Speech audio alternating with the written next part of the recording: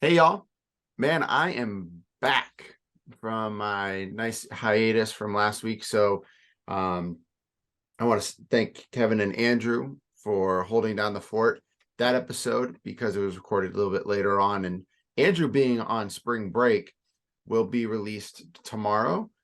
And Andrew's going to get this episode. So Saturday or Sunday, hopefully this one is put out into the ether. That'd be amazing. But happy to be back. Was in Aruba for a week. Had a great time, minus getting food poisoning for 2 days. That part sucks, Suck. dude. That's the worst. Like on vacation and be like, oh, get sick. Yeah, that's Hold was held up in the hotel room for a full day and a half, and then by the time we got home, I finally felt better. But I can say I'm probably the first person in the world to ever go on vacation and lose weight on vacation. that's pretty legit. That happened to my dad on our last vacation because he got sick when Oh we were on no. vacation, and I got sick too. It's the worst because you're just kind of like you go there, you're supposed to go on vacation to relax, yet Hmm. you freaking just died. Luckily, I got through my sickness to the beginning of the trip, and I felt better towards the end, which worked because I was able to record with you guys. Was on Oh, was vacation. that when you went out to LA last? Yeah, last in January. Nice. That was for the Natty. No, the Natty. Wow, episode 23. We are just rocking and rolling out here for this We don't, season. you know what's scary? Is we're What almost is scary? halfway to finishing up season two. Oh my goodness. This is episode 75 overall, too. Yeah, so we are I think it's 29 episodes away from a full 2 seasons of this podcast. That's pretty epic. I'm just gonna drop this out there. Anyone that listens, they want to sign us to a deal or sponsor this, I'm up for it. That Save, would be amazing if we get sponsored, or at least give us something to sponsor. We could have an ad read that we just insert somewhere here.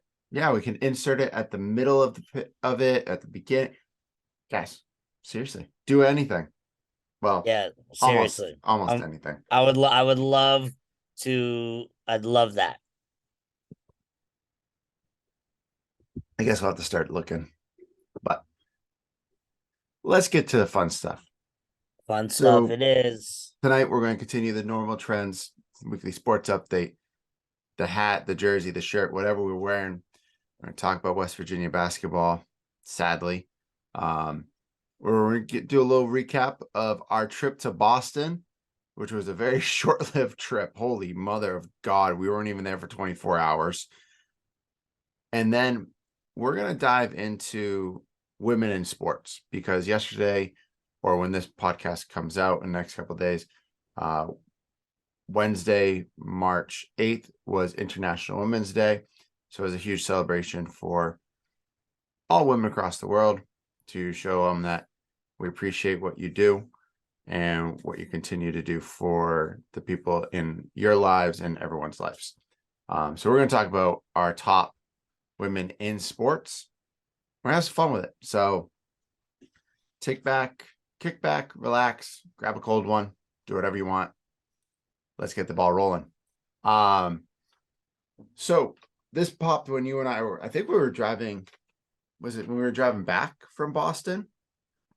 That Yes, the Derek, driving back. I think literally hit our first rest stop, and then you got the news. yeah, Derek Carr signs with the New Orleans Saints, which I think is the best spot for him. I did think he was going to go to the Jets for a little bit, Yeah, but you know what? I think like with Derek Carr, I'm happy he took this deal just because he knew what he wanted. He didn't want to get dragged through the mud. I felt like the Jets were kind of playing him, pressing his good buttons and everything, and saying all the good stuff that he wants to hear. Kind of in an effort if maybe the Jets didn't get their person that they really want, and they would end up maybe trying to get him. But yeah, I'm happy for Derek Carr. I think New Orleans is a great fit for him as well.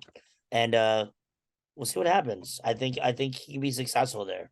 I think so too. It all depends on does New Orleans figure out Michael Thomas, and is Michael Thomas healthy?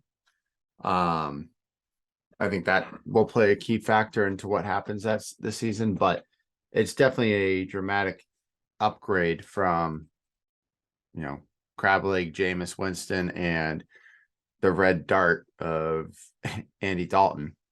So that's a good thing for them. Another quarterback. Actually, we're going to talk basically all about quarterbacks in the NFL. That's all that's been happening. Daniel Jones. This is the dumbest deal I've ever seen. This is so dumb. This man signed a 4-year, $160 million extension with the Giants on Tuesday. He fleeced them. He legit fleeced the Giants. You are muted, Kevin. I mean, it's very interesting for sure. I definitely didn't think he was worth that 160. I think isn't 100 of it guaranteed. All right, so my buddy Jeff, who is on the podcast, he's a huge Giants fan. He actually sent me the breakdown of the contract. So a signing bonus was guaranteed at signing of 36 million. So he gets 36 million. I don't think he gets this. The contract doesn't start until the new NFL year, which is next Tuesday. So I think that's Okay. when he'll get his big old chunk of change. And Danny Dimes, there's a lot of people in New York, in the Jersey area, that would love a little bit. Just $1,000. Just saying. His base salary for next season is 9.5 million. There's a workout bonus of 500,000, which is fully guaranteed. Now, this is all fully guaranteed money right here. And then in 2024, his salary almost quadruples. So he goes from 9.5 to $35.5 million guaranteed. So there's $45 million guaranteed right there, with another $500,000 workout bonus. So you're sitting right around that 46 million guaranteed. Base salary in 2025 is 30 million. Now, 23 of which is guaranteed for injury at signing, and 12 million of which converts to fully guaranteed at the start of the 2024 regular league year. I don't really understand how that works because I don't know contracts, but it's still a lot of money. Still another $500,000 for his workout bonus. 2026 off-season roster bonus of $1 million due at the start of the league year. So they have a clause basically, if he sucks and reverts back to the Danny Dimes that we're all used to, and probably will be for the foreseeable future, he can be cut after year 3. And no money is left to be guaranteed on the deal. There's no money left owed to him. This is where you see the big salary, $46 million. This is not guaranteed money in 2026. So they can walk away from him. Still get the roster bonus or workout bonus. The deal has a value of $160 million over 4 years, which with a caveat mentioned below. The deal has $82 million fully guaranteed at signing. So he's walking away with $82 million of the Giants' money straight up next Tuesday. Or Wow. if you want to break it down correctly, each year he's going to get a bunch of money. And the practical guarantee, which is extra roster bonuses, all that, is $94 million. The contract also includes $70 million available for incentives, with a maximum payout of $35 million.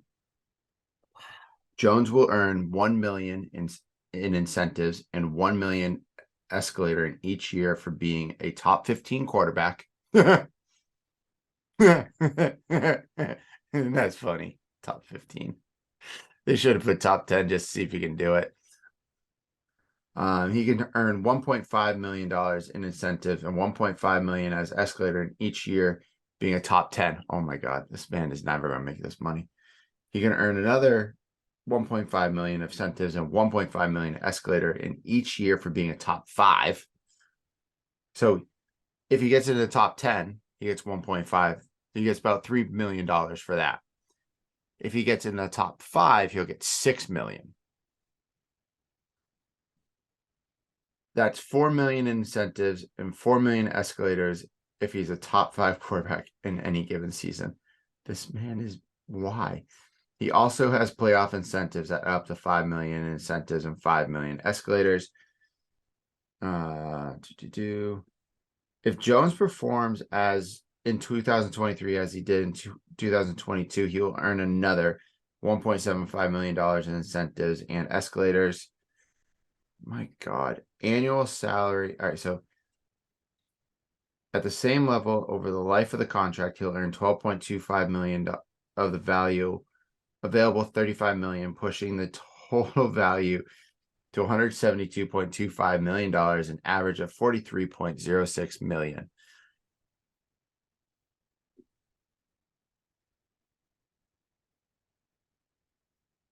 I got nothing. Well, Merritt, I hope Danny Jones doesn't hit those numbers so you don't become a meme sake and eat those words. I don't know. I mean, it's funny because they decided to give Jones the money and Saquon a franchise tag. I would have hoped that they would have given him a little bit more, given some Saquon some money, or at least give him a deal. But I mean, I get it. Saquon needs to be healthy. Danny Jones, he exploded this season like we'd never have ever expected ever. Even a lot of Giant fans that I know were also surprised. Mm-hmm. But I mean, if they can continue to build around him during free agency, last year's draft, they drafted correctly. If they continue that, I mean, top 15 doesn't sound that wild, but I don't know. I do agree, like you said, I never ever thought that I would hear the words Daniel Jones plus $160 million for however many seasons he got him for. Uh, I'm here as a patient football fan. I'm curious to see what the Giants see in him. Fingers crossed for no bad injury, because then it's pretty much going to be over like that. But and the crazy part is with the Saquon thing, it is not. It's the same as Lamar Jackson's, so he can go talk to any other team. So there's no restriction on his franchise tag, because typically you'd sign that player to a franchise tag to make sure that he's on your team for the next year, so you can try to work out a contract extension or something. No, not this one. He's allowed to go, say, the Buffalo Bills and be like, hey, what can you give me? You can give me $15 million a year as a running back for over 6 year, 6-year deal, 4-year deal, 5-year deal, whatever it is. He can go back to the Giants, and then the Giants can try to match it. And if they don't, he's gone. yeah, It's crazy. absolute madness. But let's talk about right now, probably our favorite quarterback in the NFL, because he balled out and he was a gunslinger at West Virginia. Geno made bank. Yep. 103 million? 5 million? $5 million deal over 3 years. I like that. Honestly, he's kind of set, like he'll be able to make his money, and even if he didn't want to be a backup anymore, he's been in the league for what, 10 plus years already? Yeah, they said his career earnings so far is like 17 million. He's making 35. I think his guaranteed money is like 53 million on the deal. He set himself for life, and it's well deserved. Yeah. Good for you, Gino. You'll probably Yes. never hear us say this, but congratulations. Happy to see you be successful. And I read a quote today, this afternoon. He came out and said, if the Seahawks draft a quarterback, like everyone keeps predicting that they're going to in the first round or at some point in the draft, Gino said, I will step up and I will be a leader. I'll show him the ropes. I'm not going to just bash the person that's potentially could take my spot, because that's not how anyone did it to me. I'm not going to do it to them. So even better. Hats off to you for doing that. That's a very good thing to see. Yeah, people wrote him off. He didn't write back, and look at that. They decided to write him 105 million. Shout out to Gino. Well deserved. One of our W football alumni, still thriving in the NFL. So, and that's cool because it's someone that we went to school with. So, kudos to him. That is very true. I always forget where you went to school with so many great athletes. It's crazy. Yeah, it's the perks. It's the perks. This is probably and I've read about it. It's the most awkward retirement I've ever heard of in my life. Jim Boeheim, after the loss to Wake Forest yesterday in the ACC tournament, said that he was done. There's no fanfare. There was no farewell tour. There was nothing. This man spent 47 years as the Older than head. us. Yeah. Older than us as the coach for Syracuse. And just like that, crazy. And they are replacing him with his head assistant, Adrian Autry. Autry, however you say his last name. I'm surprised not McNamara. How long has McNamara been there? He's been there for a couple of seasons. 2 or 3, I Yeah. guess. But like the only reason I would have thought it would be Jerry McNamara is just because the way this generation is right now is they would like to be coached by their favorite their favorite players. That's And true. it's kind of like the way the NBA is. Like right now we're in the age of the NBA where the people we grew up watching playing on the court are now the guys that are the head coaches in the league. Think about it like Jason Kidd, Chauncey Billups, guys like Monty Williams was a role player, Willie Green, the list Jaden the list goes on and on and on. So very interesting. But how long is this Audrey guy? Has he been with Boeheim I for don't a long know. time? I haven't really done a ton of research because it's Syracuse. I don't really pay too much attention unless it's a lacrosse team. Gotcha. To be honest, I used to be a huge Syracuse basketball fan when it was the Mellow days. No, of course. Everybody loved Mello at Syracuse. But that's it. It is Well, interesting. It is sad though to see another great coaching icon leave. and you know what's funny? I draw the question back. Maybe because I kept hearing like a lot of speculation because I think his contract was coming up too, right? Like within a year or so.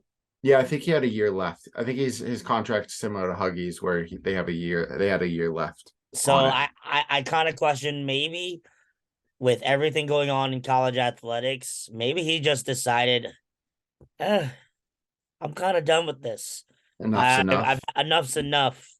Yeah, because I look at it, think about within the last 2 years who coaches that are no longer coaching. You talk about Jay Wright at Villanova. Krzyzewski is gone. Roy Williams from UNC is gone. Boeheim is now gone. Like those were like the pillars of college basketball, as in the coaching elite for college basketball. So Mm-hmm. it begs to wonder maybe some things were going on that we didn't know about behind the scenes at Syracuse, or there's things that he couldn't control and needed and just wasn't working out. Because as we all know, we talked about it all the time on this podcast, Merritt. This is a different age of the college athlete. It's Mm-hmm. completely different on how you have to recruit, on how you have to, you not only recruit players to come to your team, you have to re-recruit the players that are on your team. So it begs to differ. It's sad, but Jim Boeheim, I'm pretty sure, isn't he one of the winningest coaches in So college basketball right now? up until yesterday at 3 o'clock in the afternoon when he retired, he was the winningest active coach in college Yes. basketball. Kevin, do you know who now is the winning active coach in college basketball? Why isn't it our favorite coach at West Huggy, Virginia, Huggins? Amazing. 934 wins. Yeah. So what would I'm curious how much more Huggins would have to coach to reach like the top wins? Who has the most wins all time? Isn't it Krzyzewski? I think Coach K. maybe. I think you're right. I hope I'm right.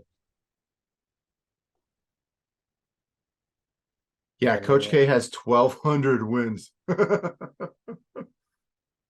man. But it's funny because that's a what, another 10 seasons? So Huggins, this list isn't updated yet. Um, that's funny. Glenn Robinson has 960 something wins. He was over at Franklin and Marshall, which I think is a D3 school. Yeah, what schools are you? I was like, who the hell is Yeah, that's a that D. list? It's a D. So it's just all active like coaches with over like certain amount of wins. Um, This I have one from the 2022, but that's too inaccurate. yeah, Huggins has more wins than Jim Calhoun. Boeheim had over 1,000 wins. So say Okay. Huggy averages 20 wins a season. 20 wins a season. That's no, he ain't gonna last. He's not gonna make that. 20 wins a season, you no, because he's at 934 right now. 934 probably gets one or two more wins and then 936. Plus Uh say he coaches for another another 3 years, right? And he wins 20 games each year. So 60 games. So he's at 994. He's still behind Boeheim. mm, okay. He would have in D1 history the third most ever. Which is still pretty awesome. That's that's fantastic. You know what's crazy is looking at this list and going, huh, where's Wooden? John Wooden is like so far down the list of how many wins. Like, Rick Pitino could potentially catch him, depending on how long he wants to coach for. Gotcha. That's crazy. Look at that. Yeah, Wooden has only had 664 wins. Yet he won so much. Yeah, it's crazy. He was at almost at UCLA for 30 years. He only coached for 29 seasons. Then he gave it up. Then he finished. And he was Well, done. good for him though. Jay Wright retired with 642 wins. I still don't know how we think Jay Wright is like this amazing coach. I think he's I think he is a great coach. Everyone talks about him being like this upper echelons. But Villanova was okay. Never fantastic until the tail end of his career there. Then he started having really good recruits, really good players. They won what, 2 natties in like a 3 or 4 year span. So, oh, look at that. Stan Sparrow, guy from Southern New Hampshire University, coached them for 33 years and had 640 victories. Good for you. Let's Good go, for Stan. him. Shout out to Stan. He was a hard ass. Nice guy, though. All right, enough of that.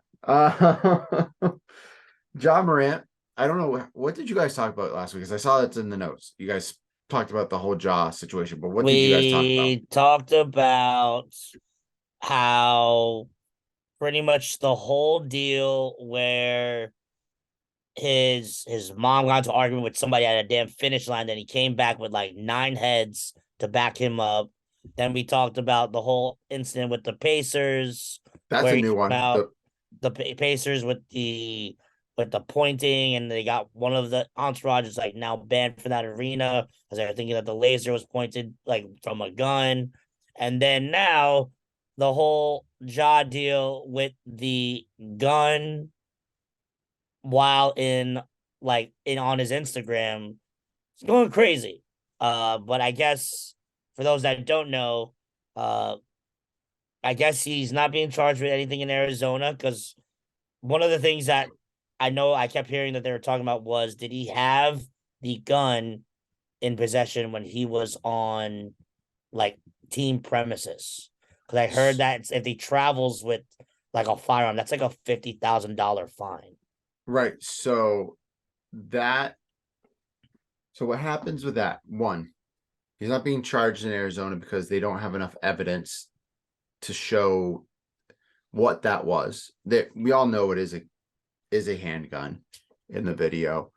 But they don't have enough physical evidence to what occurred.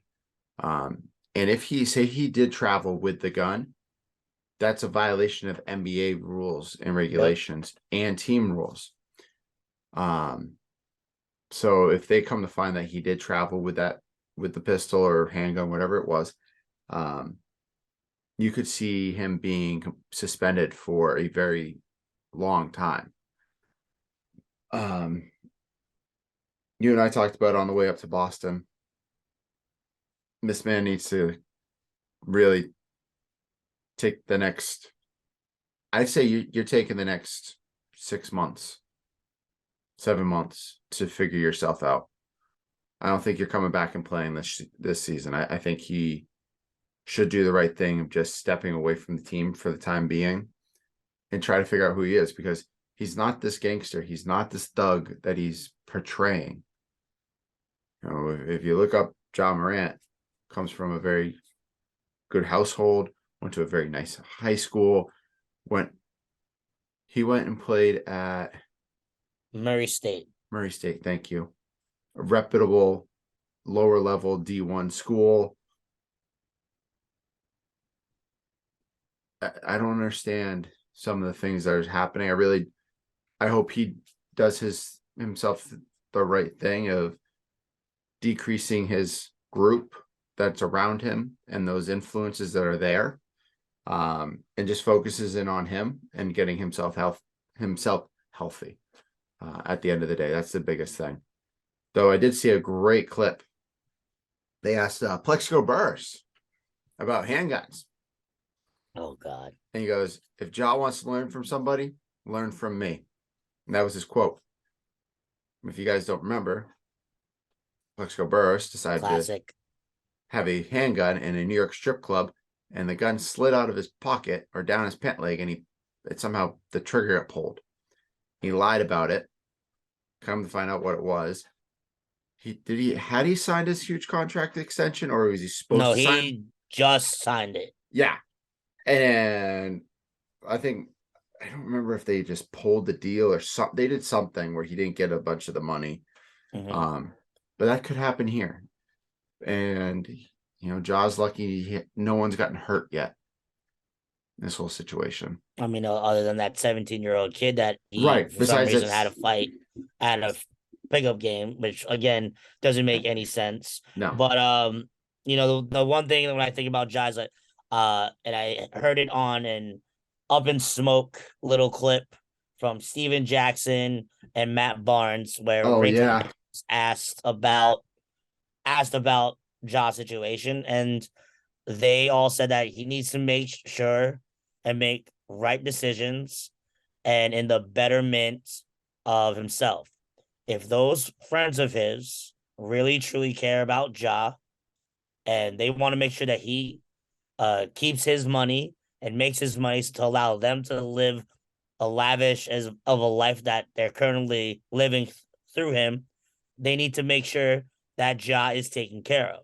Yeah. And if that means separating from some individuals, because and I forgot who made, I think it was Matt Barnes, in life, there are people in which or friends that you have met or have been friends with for a long time in which you have reached their level with them. Like friends are in levels. Yep. I'm sure you and I have had similar situations with that. It just Of happens in course. life. And if that means that Ja, as he's maturing and be a more pronounced star in the NBA, he literally just had a releasing of a signature shoe with the #1 sporting company for Nike. If he is going to, continue to flourish in his career, so he's gonna have to make some decisions. Hopefully, he makes the right ones because he's too good of a player, too much of a star, for him to be making these crazy decisions. So time will tell. They said that he's gonna make a minimum of 6 games. Yeah. Maybe he needs more. Uh, Merritt, you feel the whole season? Maybe he just needs Yeah. time away. Maybe he needs some therapy. Maybe who I don't. I'll be honest. I don't think I agree with an entire season. No, I mean the rest of this season. Like I'm saying, there's a month left. Yeah, Focus on you and then start really diving into what could be the realm of these issues throughout the next couple of months. I want him to be back playing the sport that he's extremely well gifted at. oh yeah, But it's like all the other people have said. You've got to put yourself first. You've got to do the work. You've got to get better. And you've got to see who's in that friend group. yeah. So Just gotta be better, Ja. Be and then better. and then let's just throw this out there because I feel like everyone in the sports world is talking about it. Aaron Rodgers is potentially going to the Jets. No idea when or if that will happen. That is still the rumor, but the Jets are apparently super optimistic that they're going to be able to trade for Aaron Rodgers and his $50 million a year contract. We shall see. We shall see. Well, let's talk West Virginia basketball real quick. Nothing to report football wise because it's just that time of year. It's very quiet. Um, so Well, hold on. well, You yes, the know, combine. yeah, combine. Bryce Combine. Ford Whedon putting up Eight, numbers that as good as DK Metcalf. Dante Still's showing out well.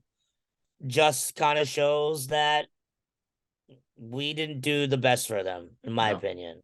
And you know what's funny is I read a quote. Someone I don't know who said it, but they were talking about Will Levis, the quarterback from Kentucky. They were Mm-hmm. saying if he went to an Alabama or Ohio State, he'd be the #1 quarterback. That's it. We all need to get off this high horse that it's because these players are good. No, a lot of these players get drafted because of the school that they went to. Yes, they are freakishly great at this one sport. Excuse me. But also it's because of the school. I tried to look up a bunch of information on Bryce Ford Wheaton during the combine, and all it was is saying nothing. They're talking about guys who are running slower, that have less, that are not as good at the combine than Bryce, and they're getting all the accolades. So I hope both of them get drafted, and I hope both of them just prove people wrong and just crush it. So, Mm-hmm. but basketball, they won on senior day. That was big. They beat Kansas State, so we can always beat ranked teams, which is ridiculous. Can't beat a goddamn lower level seeded team. Then yesterday they beat Texas Tech, who had no head coach.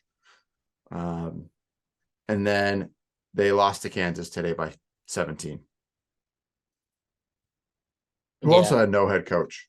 And they will not have a head coach because he's out for the Yeah. remainder of the. Apparently, he's had a heart attack.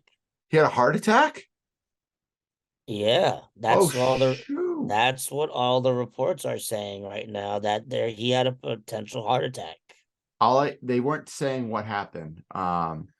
They were saying medical condition. Yeah.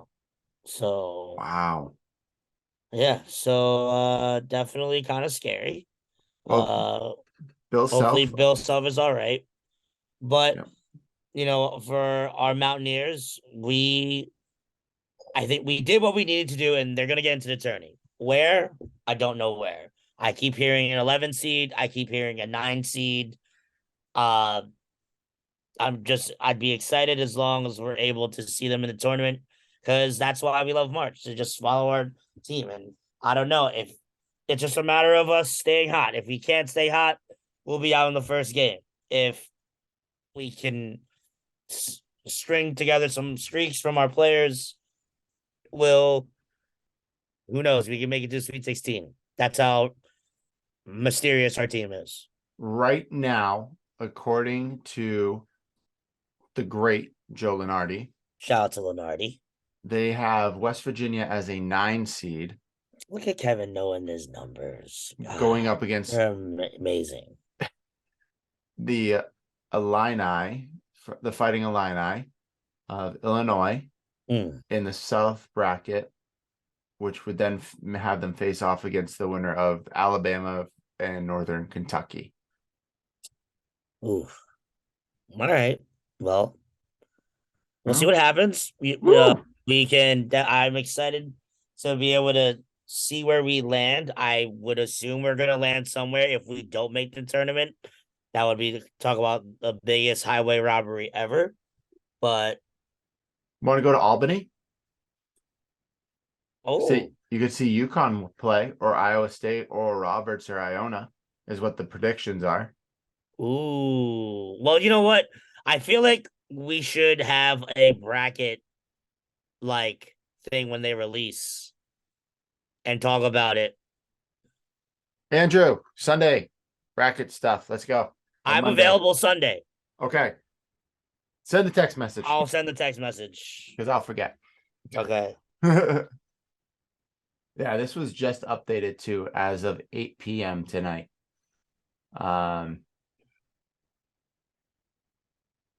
They think the first 4 out: Arizona State, Nevada, North Carolina, Wisconsin. The next 4: Michigan, Clemson, Oregon, Vandy. The last 4 in: Penn State, Oklahoma State, Rutgers, Utah State. Man. Shout out to Rutgers. Last 4 in.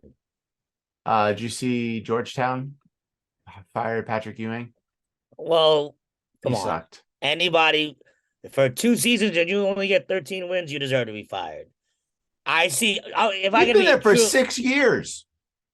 if I can be truly honest, I picture more Patrick Ewing as a coach in the NBA, not college basketball. That's just me. Yeah, he needs to go back to the bench in Orlando and just chill. I feel like always thought he was a great assistant coach. He's a great big man coach, teaching you guys that. Well, Kevin, let's dive into the fun part of the episode. What jersey do you have on? Because that is not an NBA logo.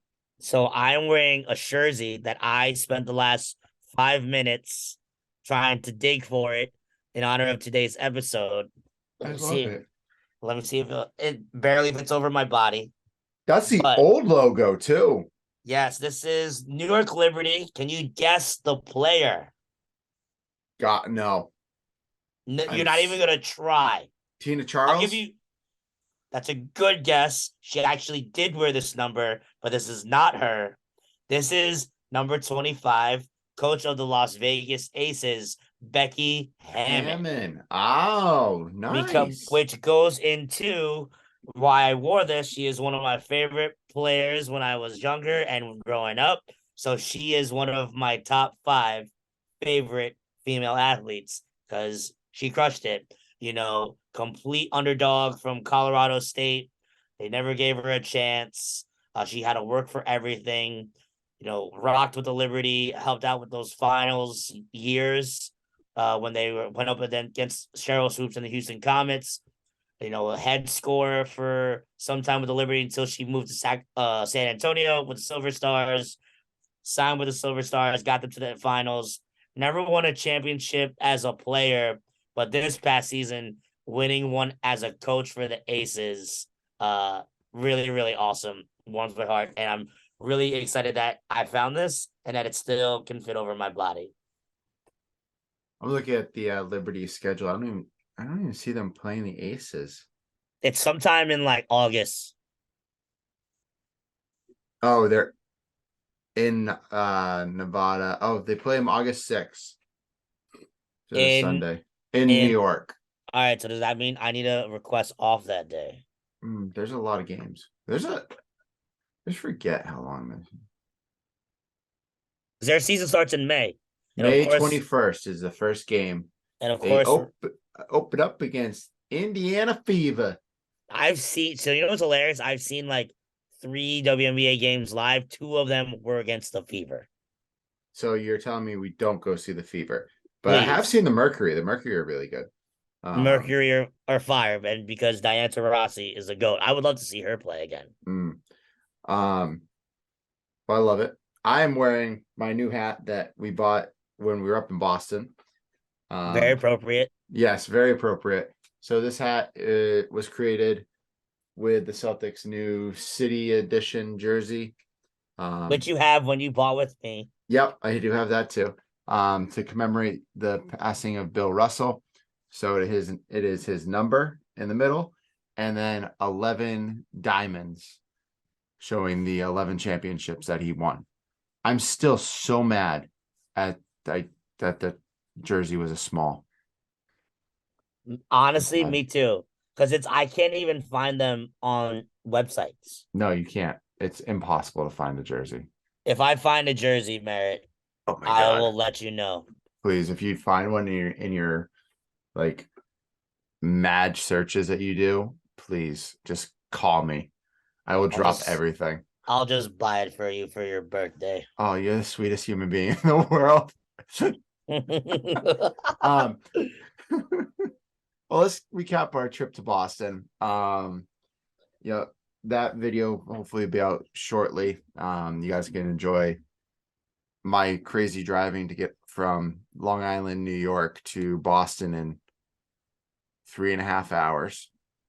And I didn't fall asleep at all during that ride. Oh no, you did fall asleep on the way back. I fell asleep.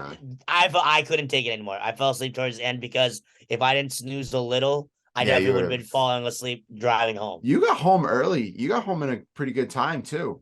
So remember when you told me there was like, oh yeah, you're about to pass all this traffic? There was none? I found there was a whole other way that Google directed me to avoid that, and I saved like 9 minutes. Nice. Yes. I felt super fancy. Who's winning behind you, by the way? I think Virginia won. Okay, shout out to Virginia. Fuck, I hate Virginia. I know. But yeah, go ahead. That was Boston fun. Trip was incredible. We had a hell of a time. I would definitely have to say if like we want to do that again, we need to actually like stay longer than like 21 hours. I would say at least 2 days, 2 nights of sleeping there. Like that's because I remember I got home from that, and then I just remember I was like the time was like just like waking up 4 a.m. to get to you for like 7:30. Yeah. And then to realize like, oh my God, we have like the 4 hours. And then honestly, I enjoyed everything that we did in Boston. Yeah. We went around. I thoroughly enjoyed the Newbury Comic Store when we were there. That was a lot of fun because I'm an inner nerd. So like seeing all the fun pops and seeing all the comic books is a lot of fun for me. And yes, your Cubone that I absolutely convinced you to get. So sorry, Ashley, if I you did see tell another my pop. I did tell my wife that it was your idea, and she goes, "Of course, these things happen when you're with Kevin." I just started Yes, laughing. it's really funny. Everybody goes. Everyone is gonna end up buying some, and I see more of your pops behind you. I was gonna ask, who are they? A bunch of Marvel ones I have on this shelf where the boxes are. There's two Jordans and a Larry Bird. Okay, I have a bunch of Jack Skellington ones. okay. Do you Um, have a theme of like what you like to collect pop wise? Like I I have used to friends that just are do like, I used to just do Marvel. Um, okay, but now it's just like whichever ones I like. Like I love these two, mainly okay, because it's White Man Can't Jump. okay, And then I have the cool. Oregon Duck. That's awesome. Yeah, and then I have a bunch of Deadpool ones. I see Deadpool. Oh, I there's a bunch. Groot. okay. Yeah, there's a Who's that? Who's the one all the way that's like he has like the face? Do you have this White Man one. Can't Jump? Yeah, who's that guy? That's Khonshu from Moon Knight, Okay, Marvel. nice. All Yeah, right. So I now have other ideas to get gifts for I'm your birthday or podcast anniversary. I am working on trying to find myself because my buddy bought it. They do like a 10-inch tall one, and Oh, I'm trying to find that. I found the Michael Jordan one, and I didn't buy it. Now I'm like on the hunt to try to find the big Jordan one and put it in here somewhere. And nice. that'll probably end me for a little bit of Mm-hmm. adding to the collection. But yeah, Yes, it's fun. the pop that you have me is gracefully shining on top of my shoe collection, rocking out displayed. So Oh yeah, I that also it have the Stan Lee one way at the top. You can't see it. I think I see the bottom of him. Yeah, you can see there's a Spider-Man one Nice. and then a Stan Lee. So it's like Yeah. iconic. Those two See, together. if once I move out, doing a collection like that would probably be my next vice because of the fact I love to collect. So Yeah. like I watch this podcast, the Major Wrestling Figure podcast, and the dream would be to get back the old bone crunching action wrestling figures I played with when I was younger. And I would just have them framed on the wall. And I would have loved to do pops, but there is just so much pops that I would be too overwhelmed. Like, well, for because obviously I'm a sports fan, I am a huge wrestling nerd, I am a huge uh icon of pop culture. So I know they have like all five members of the Backstreet Boys, all five members of NSYNC. I would totally try and get those pops. So that's just until further notice I would ever start a pop unless somebody got me one for Christmas. But I can't. I would not start buying any pops until I'm like out of this house. Or when your parents leave the house. Either or. So, but because then this room I can turn it and I'll use all the shelves behind me and put all the pops there. Oh my God. But to continue with the Boston stuff, my team is sliding. They won the other night, which is great. And my team lost the other night. Hilarious. Thank God. Thank God. You know what, you say that, and I'm okay with that because they need to get used to losing because if they get into a series, they're gonna lose a Yeah. game or two. I So I'm happy with this. You're never happy with a losing streak. You never want your team to lose. mhm. Is there some concerns with the Celtics? Yes, because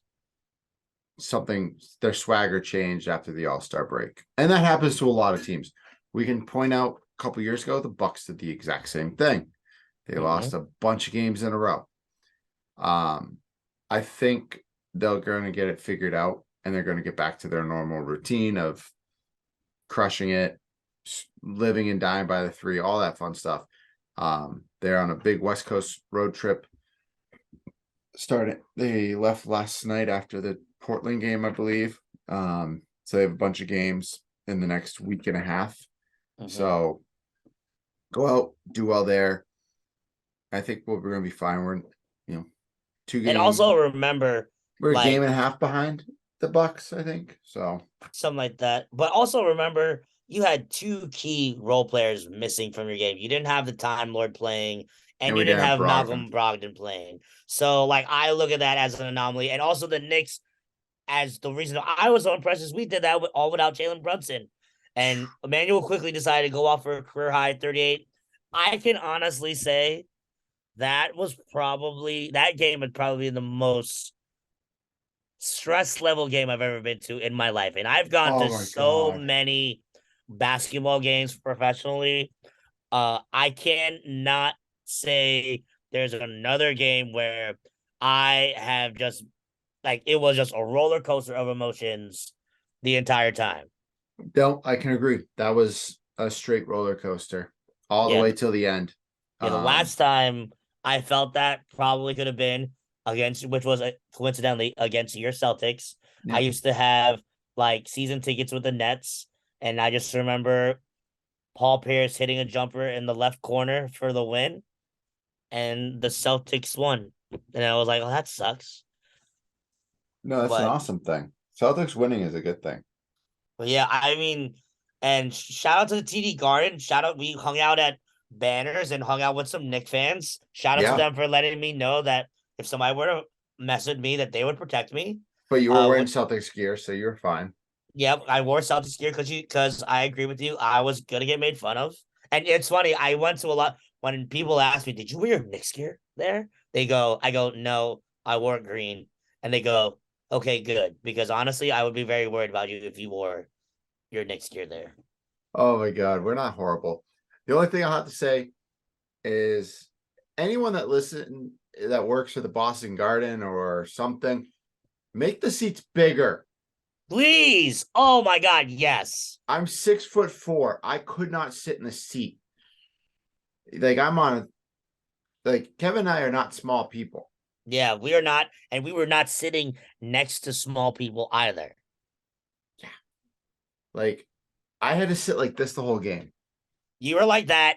I was either like this. You were like sucked back. I was sucked back because I needed to give you room. Because if you and I were both sitting forward, then like we were just stuck there. But I was in the front. I was in the middle of. So like there was the moment I was sucked back and you were leaning forward, and there was the part where you were leaning forward. The lady next to me was sucked back, so I was kind of in this middle position, and I'm like, "Fuck, I don't know what to do." I'm holding my freaking monster that I'm drinking, so I can make sure I'm not falling asleep during the game, and I'm also trying to record content with one hand. So, It Andrew, was if some rough. of my videos a little shaky, I apologize. But yeah, TD Garden, come on, man. Those upper level seats are they're the worst. Like they're too tight. I, I'm almost willing to be like, if I have to, I'll spend a couple more bucks to have a little bit bigger of a seat because that one was Yep. too tight. Too Going to go tight. sit lower. Done. Done Either upstairs. lower, or I'd love to try that what's it called? The rafters. Ooh, yeah, that's true. We If should there's try a that next decent time. deal on the rafters, Merritt, I'm 100% in.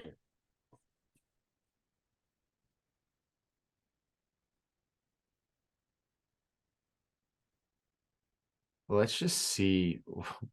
Rafters, premium ticket sales. Ooh, Merritt's about to check pricing. But other than that, so what else did we do in Boston? We went around, did a little shopping. Did some Uh shop. yeah, because that's what Merritt does whenever he's with Kevin. We just shop it up. It's the way it goes. That is Because very true. That it's is what we do. legit all we do.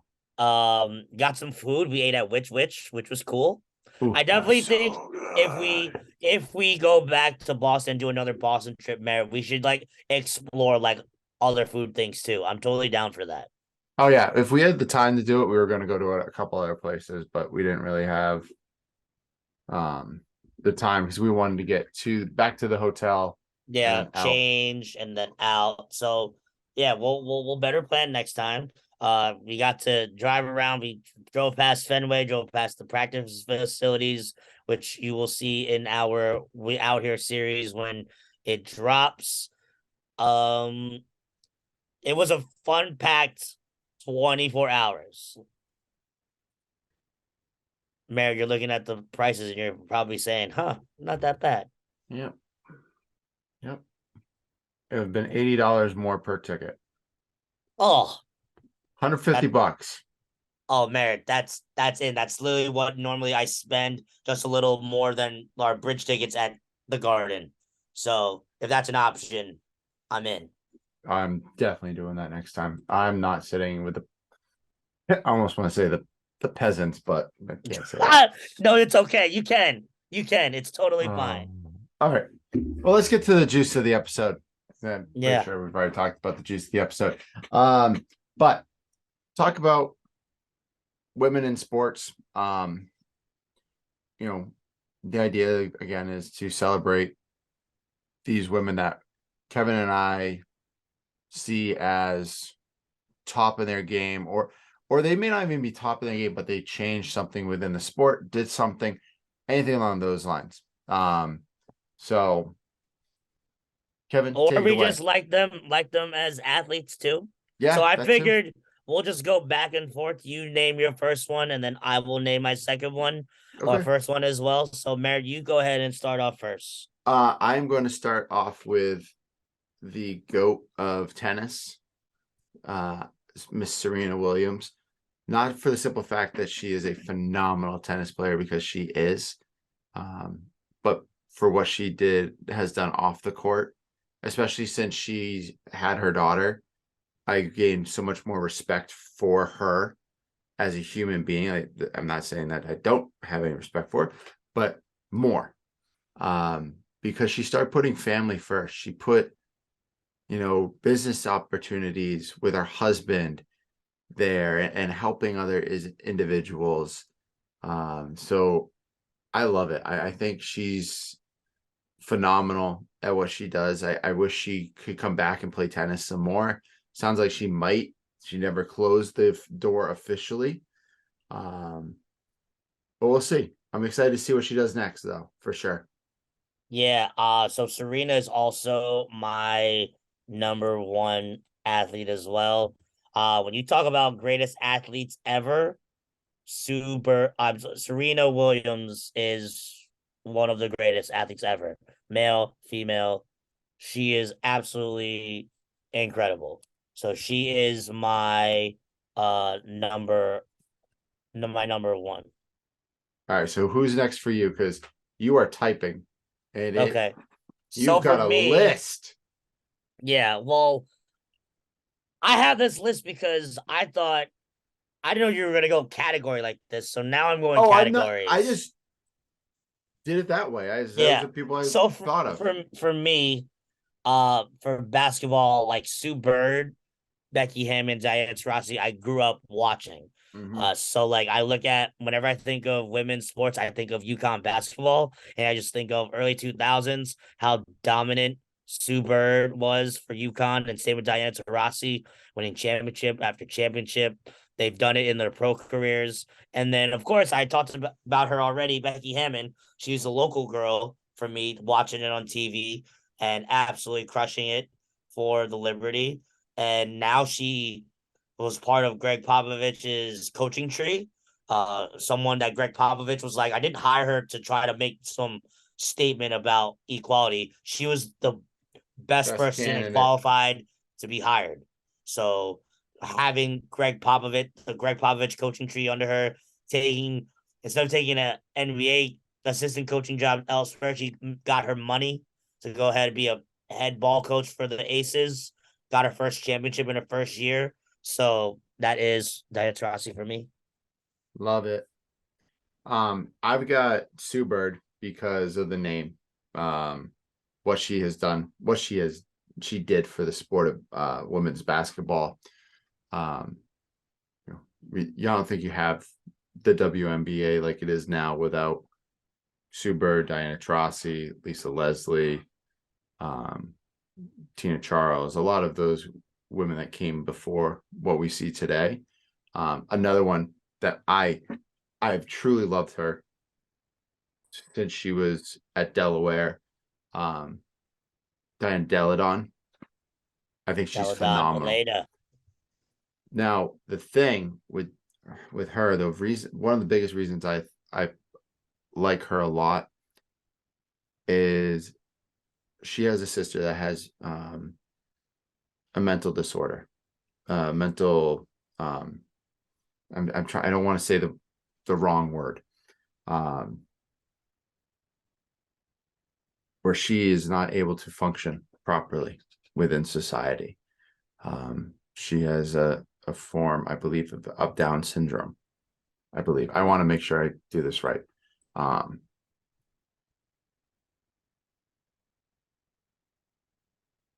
She has cerebral Cerebral palsy palsy, so she and cannot move. autism.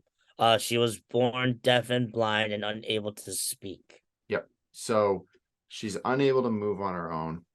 Um, Elena was offered a full ride scholarship to UConn. Number one player of the year that year. You know what she said? No. She originally She said did yes. come. She did She's go. And then she could not stay away from her sister and her family for that long. Her and her sister have an amazing bond, and she moved back home and went to the University of Delaware. If you look at any, so now she's won a championship in the WNBA. It's been one of the faces of U.S. basketball for years.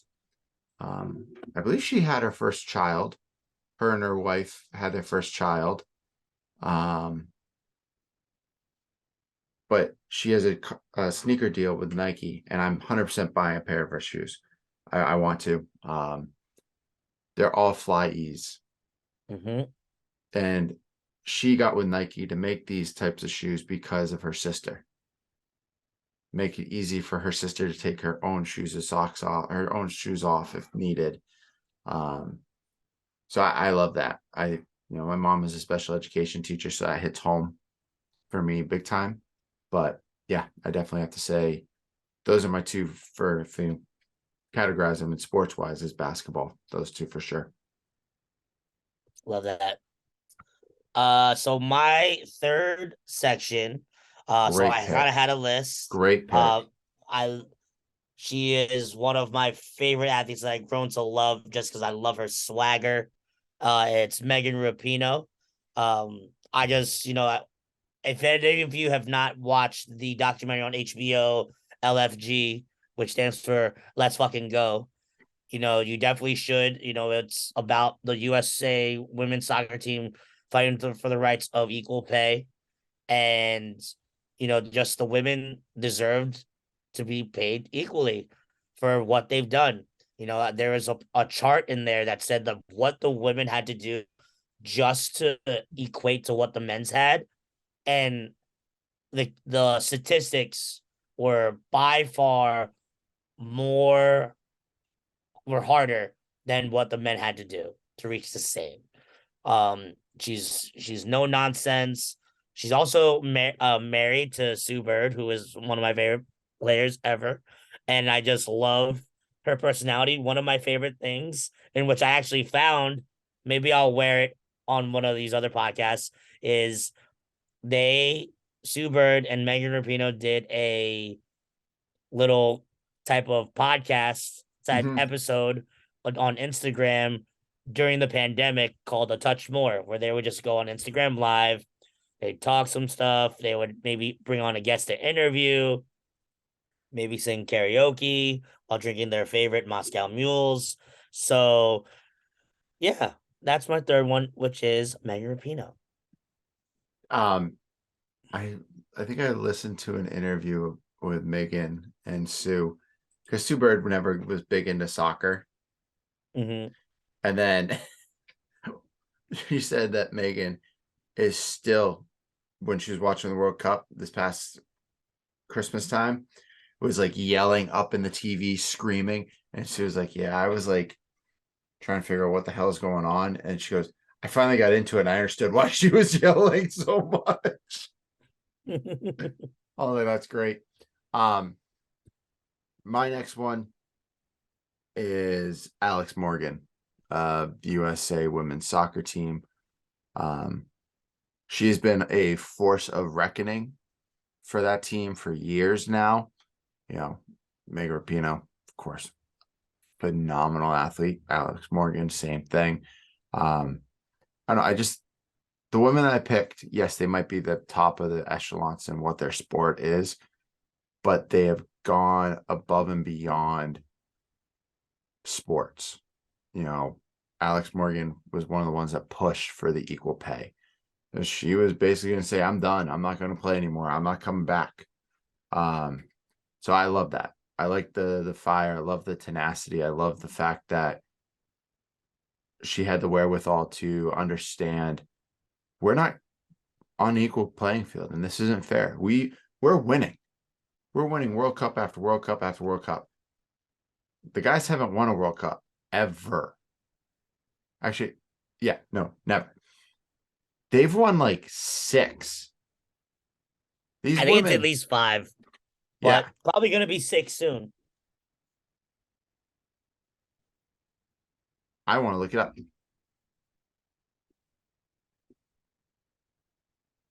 While Merritt is looking it up. 1, shout out to us recording on a Thursday. 2, 3. All right, so they've won it 4 times. They have 4 Olympic gold medals as well as 9 CONCACAF World Gold Cups. Okay. Oh, the CONCACAF? Yeah. Yeah. So they're really good, and our men's team sucks. Well, let's not completely bury the men under the bus. They are definitely improving, but they are nowhere near the stature of our ladies. Oh, yeah. Correct. No. They have definitely improved. I will 100% say that. They have definitely improved. This past year was phenomenal. I can't wait for 2026 because I will be at like so many games. I mean, I hope the final makes it to MetLife. That would be so lit. We know it's not going to be. It's going to be in LA. Well, we can dream. We could dream. So who do you have next for yours? My next one, I'm going to one of my favorite Olympic sports. I am going with gymnastics, and Nice. I am going with Carly Patterson and Nastia Liukin, two back-to-back from 2004 and 2008, all-around champions for the Olympics. If anybody's familiar with gymnastics, you talk about prominence at its peak with the Magnificent Seven, with people like the Dominiques, with Shannon Miller, with Carrie Strug and her infamous vault that's like synonymous for gymnastics for USA. You go to the year 2000 where they completely fell off and finished 7th. The team just wasn't ready. And then 2004 was the beginning of USA's prominence again, being relevant to USA women's gymnastics. Carly Patterson was the all-around in 2004, one of my favorites. And then Nastia Liukin, her training buddy at the time, but she was too young to do the year 2004, ended up being old enough to be in 2008 and won it in Beijing. And they're just crushing it. Those are always one of my favorites, always admire their greatness. And yeah, I that's one of my favorite sports that I watch during the Summer Olympics is the gymnastics. I always try to make sure I catch it live because they're legit. I think I'm not even gonna lie to you. They do that thing after the end of the year where they like go on tour. Me and my sister went to one of those. That's awesome. I agree. Watching gymnastics is amazing. These girls doing what they do on the bars, on the beams, doing the flips. Yeah. My big ass can't do that, so I'm thoroughly impressed that you can. You did forget one woman in that list, Shawn Johnson. Got to throw her out there. I do love Shawn Johnson as well. Gotta love me some Shawn Johnson.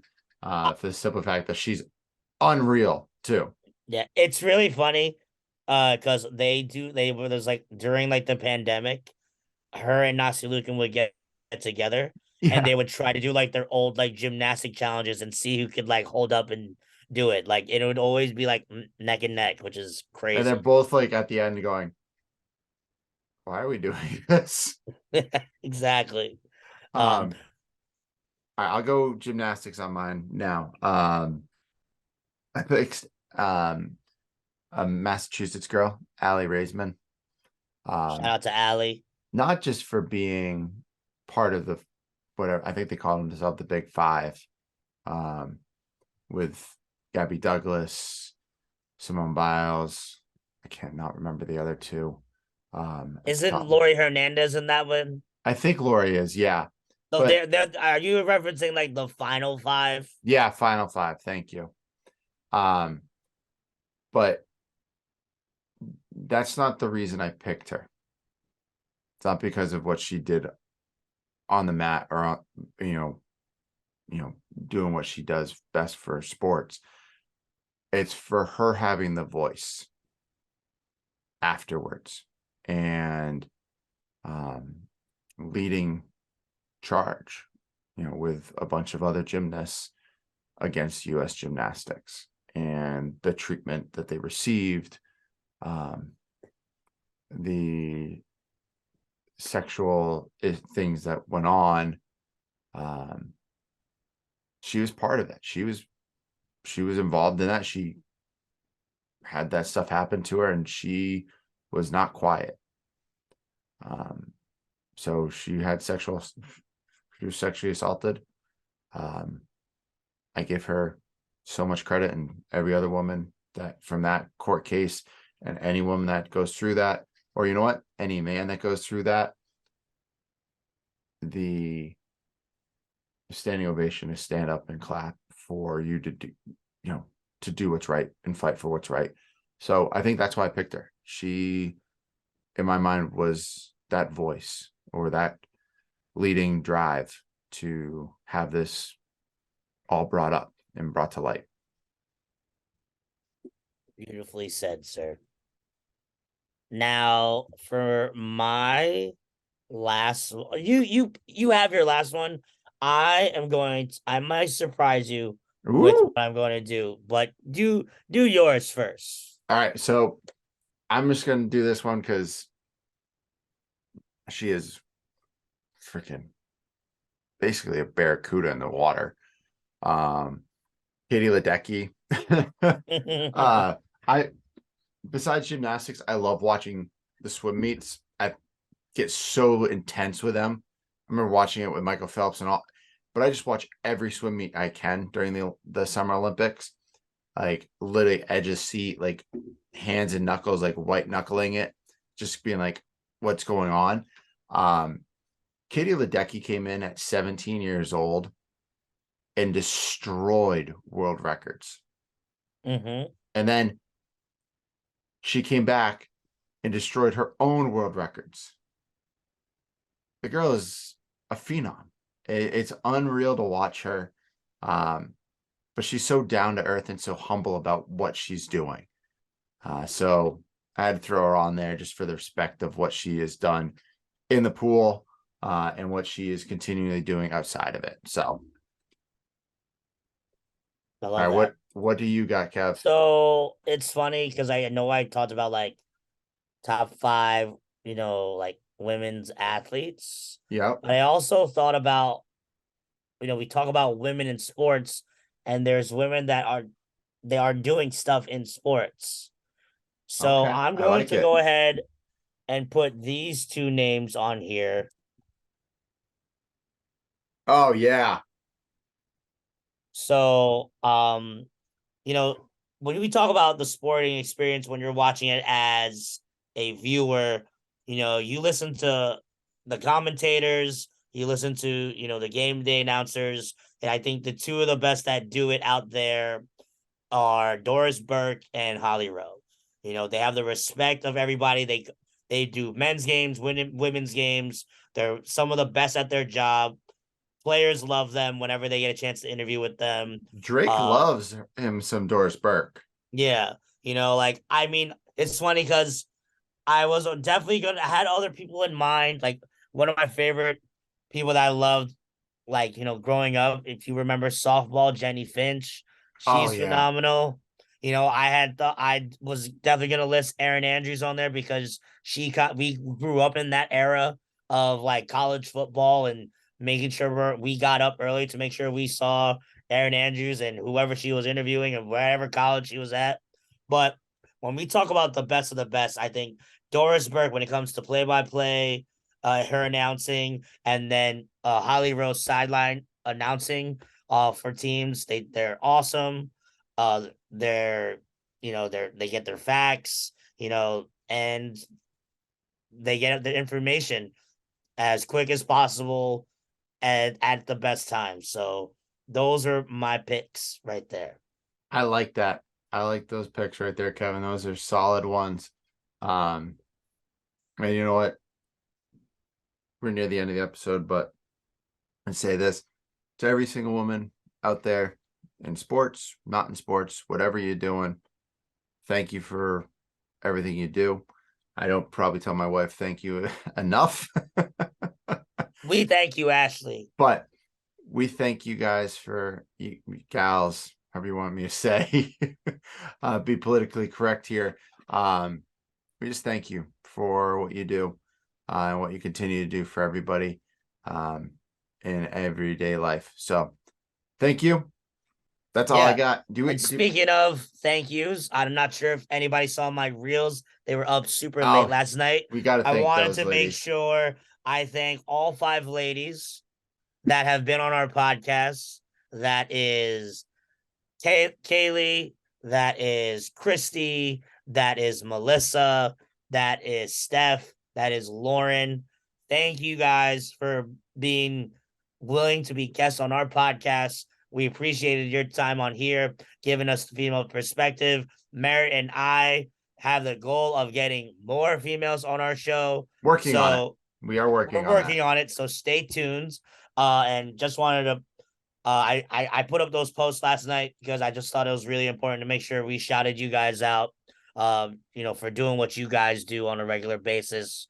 So thank you to you guys, helping out the Manly Musings pod and sharing your expertise and what y'all do means a lot. And hopefully you guys like the reels I did on y'all. If you didn't, it's okay. It's fine. But yeah, that is what I got too, Merritt. Shout out to us, creating this episode, literally thinking of it this morning as I was on my way to the gym. That was fantastic on your part, by the way. So I had written something and I loved your idea so much more. It was much better. Gotta love it. Sometimes, so just like you, for anybody out there, I've recently started trying to wake up early in the morning to work out like Merritt does. And I have been loving it. So I'm going to try and keep these up as much as possible. But yeah, some great ideas come up whenever you're like trying to wake up for a 5 a.m. class. That is true. Well, that's all I got here. Kevin, you want to get us out of here so we can go to bed? Yeah, seriously, 9:42 on a Thursday. Sorry for the late episode. Sometimes taxes had to get done. As one of my coworkers had said, sometimes life just be lifing. So it is what it is. God. But yeah, sometimes outro life time. Just be lifing. Yeah, it does. It just be lifing. Oh. So as we continue to be lifing, just some things. Number one, if you're watching this, continue to make sure you like our videos on the YouTube page at the Manly Musings Podcast. If you just want to hear our voices, you can go ahead and listen to them in 4 different ways. We're on Apple Podcasts, we're on Spotify, we're on Google Play, and we're on Amazon Play. Make sure you follow the Instagrams. Follow Merritt at his Instagram at Merritt_P. Follow my Instagram at CakeFlavor624. Of course, make sure you follow the podcast Instagram at the Manly Musings Pod. And take care, y'all, and good night. Peace.